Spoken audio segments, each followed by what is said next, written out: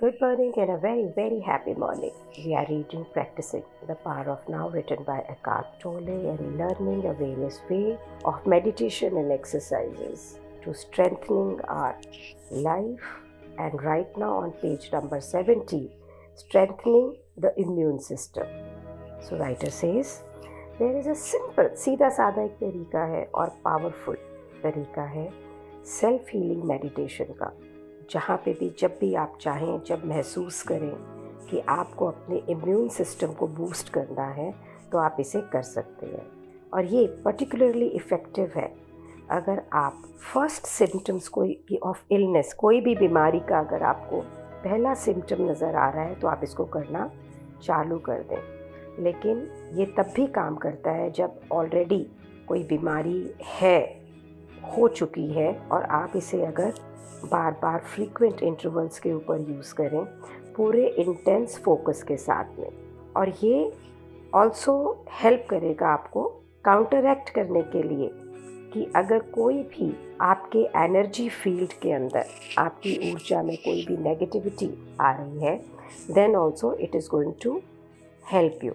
But it is not a substitute. However, ये substitute नहीं है कि ज़िंदगी जो हमें प्रैक्टिस करनी है मोमेंट टू मोमेंट जीने की, उसे तो हमें प्रैक्टिस करना ही है। हाँ, अगर उसकी प्रैक्टिस के बिना इसका इफ़ेक्ट टेम्परेरी होगा, तो ये आपने करना क्या है। So when you are unoccupied for a few minutes, जब भी आप कोई भी काम ना कर रहे हो, फ्री हो, स्पेशली अगर रात को आखिरी चीज़ अगर आप ये करें सोने से पहले, और सबसे पहले इन द मॉर्निंग जब आप उठते हैं बिस्तरे से निकलने से पहले, तो आप अपनी बॉडी को कॉन्शियसनेस से फ्लड करें, चेतनता से भर दें। आंखें बंद करें, अपनी पीठ पे लेटें और डिफरेंट बॉडी के पार्ट को चूज़ करें जहाँ पे आप फोकस करें। तो आप अपनी अटेंशंस को ब्रीफली सबसे पहले जैसे हैंड्स पे लेके जाएं, तो you will find some vibration there, then on feet, then in arms, legs, abdomen, chest, head। इस तरह आप अपनी बॉडी के हर हिस्से पे थोड़े थोड़े टाइम के लिए फोकस करें, तो आप ये देखेंगे कि आपकी बॉडी के जिस पार्ट पे आप फोकस कर रहे हैं और जितनी इंटेंसली फोकस कर रहे हैं, वहाँ पे लाइफ एनर्जी आपको महसूस होगी।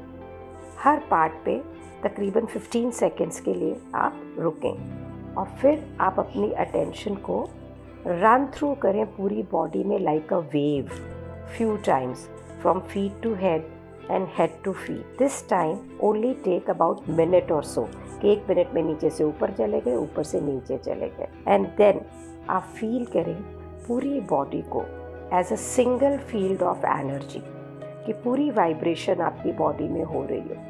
और इस फीलिंग को थोड़ी देर तक होल्ड करें, इंटेंसली प्रेजेंट हो ड्यूरिंग दिस टाइम, कि आपकी बॉडी का हर जो सेल है वो इस एक्सरसाइज में प्रेजेंट है और वाइब्रेट कर रहा है। इस चीज़ के लिए कंसर्न ना करें कि अगर आपका माइंड बीच बीच में आपकी अटेंशन किसी पार्ट ऑफ बॉडी के ऊपर नहीं लाने में सफल हो रहा, आप किसी सोच में कहीं डूब गए हो, कहीं और दिमाग आपका चला गया, इट डज़न्ट मैटर।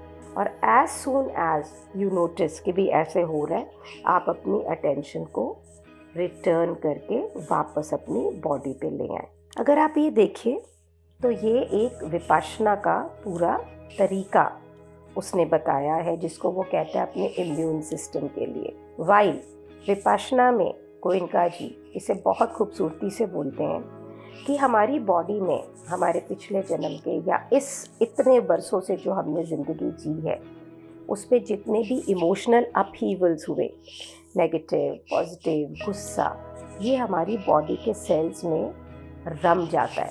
उसकी वजह से हमारी बॉडी में एक्स, पेन्स या डिफरेंट टाइप के जो डिजीज़ होते हैं वो होने चालू हो जाते हैं। इन सब का शुरुआत इमोशन से ही होता है।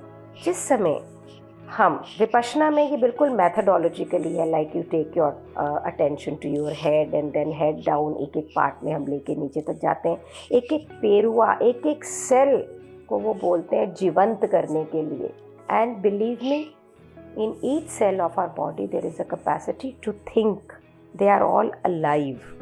So जब हम ऊपर से लेके नीचे तक एक एक करके पार्ट को पूरे अपने बैकबोन ईच पार्ट को करके नीचे तक लेके जाते हैं, सब fingers, nails, toe nails and then ऊपर तक लेके जाते हैं, तो पूरी बॉडी वाइब्रेट करती है. That is what Vipassana is.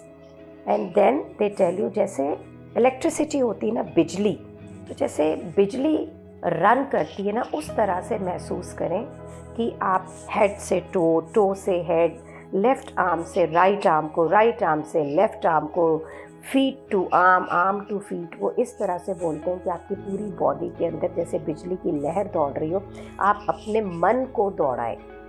मन को दौड़ाएं मीन्स फोकस हेड से नीचे लेके गए, नीचे से ऊपर लेके गए. इस तरह से आप अपने पूरे जीवन के अणु को, सेल को, हर एक को जीवंत कर रहे हैं अपनी कॉन्शियसनेस से.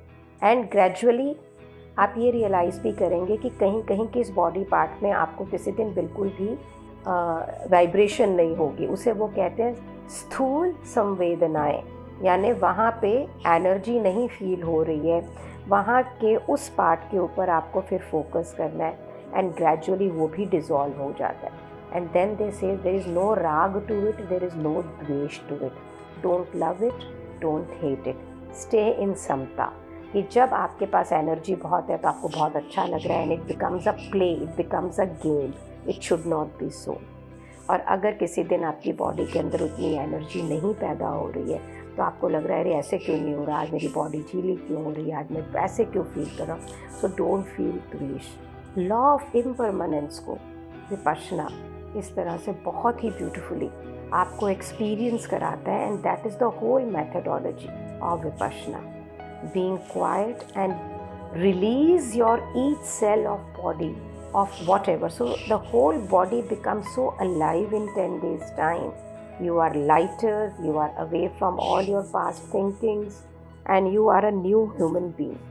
तो इसी एक्सरसाइज को एकार्ट ने सिर्फ इम्यून सिस्टम के लिए बोला. This is not only for the immune system.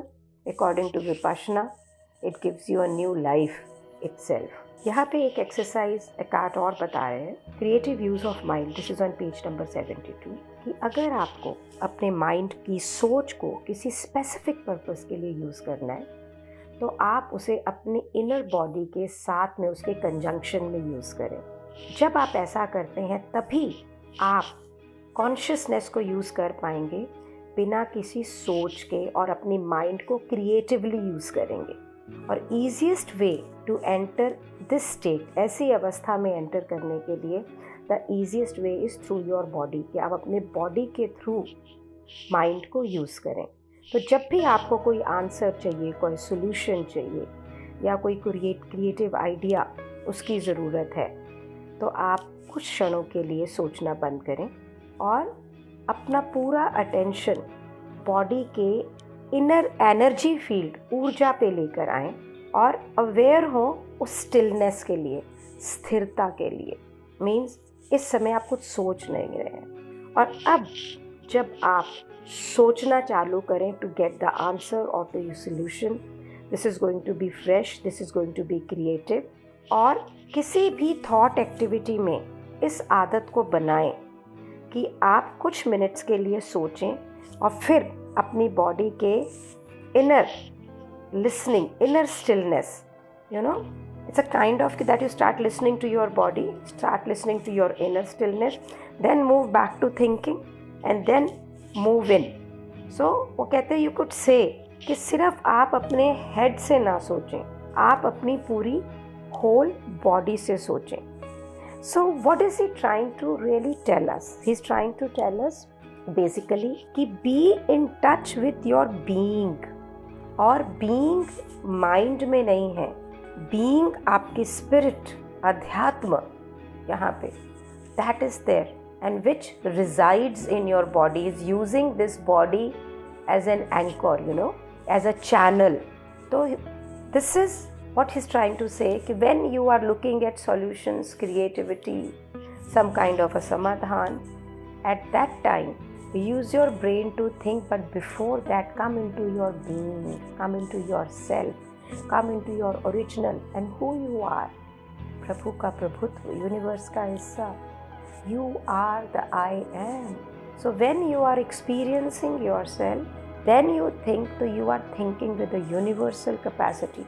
When you are using only mind to think, then it is a tool. But mind with your being, at that time, आप पूरी कायनात को, पूरी universe को लेके अपनी समस्याओं के बारे में या जीवन के बारे में क्रिएटिवली सोच रहे हैं. Let's all of us do this practice today. And thank you so much for creating this space where these words are being read.